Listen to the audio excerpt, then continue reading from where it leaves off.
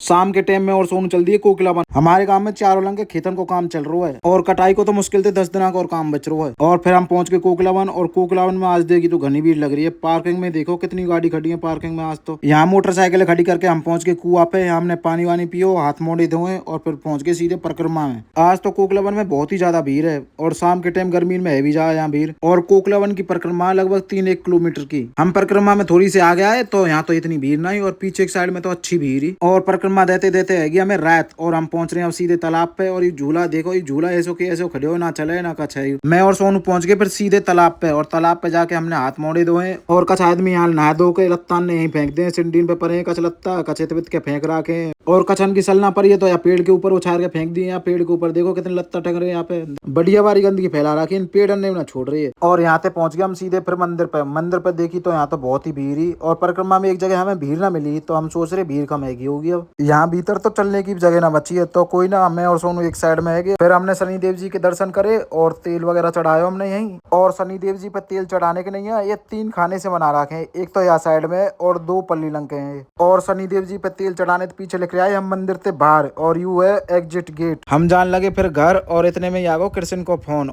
और वो बुला रहा हमें कोसी। तो फिर हमें कोसी जाना पड़ेगा। और कोसी पहुंच के हमने सोची क्यों ना दुकान को सामान ले लियो जब यहाँ तक आए हैं। तो फिर हमने दुकान को सामान लियो, और ये दुकान है कोसी बठेन गेट पे। और यहाँ को काम निपटा के पहुंच गए हम कृष्ण के डोर है, और कृष्ण बैठे और रेलवे स्टेशन पे, और वहां से बैठा है फिर मोटरसाइकिल पे, और आने लगे हम फिर घर। और जैसे ही घर आ रहे तो यू कहने लगे मुँह तो बाहर कटवाने। फिर हमें कोसी बठेन गेट पे एक सैलून सो दिखे, फिर हम वहां रुक गए और यू बाहर कटवाने लगे। हम सोच रहे सैलून पे तो बहुत भीड़ मिलेगी, पर यहाँ भीड़ तो कछ ना मिली। यहाँ हमारे कृष्ण को पहले ही नंबर आएगा। और वैसे यू भैया भी बढ़िया जो बार काट रहो, यानी लगभग 5 मिनट में आगे बार बार काट दिए। और फिर कृष्ण ने पैसा दिला दिए, और फिर बात है पीछे पहुंच गए हम सीधो घर। और घर पहुंचे हम 10 बजे।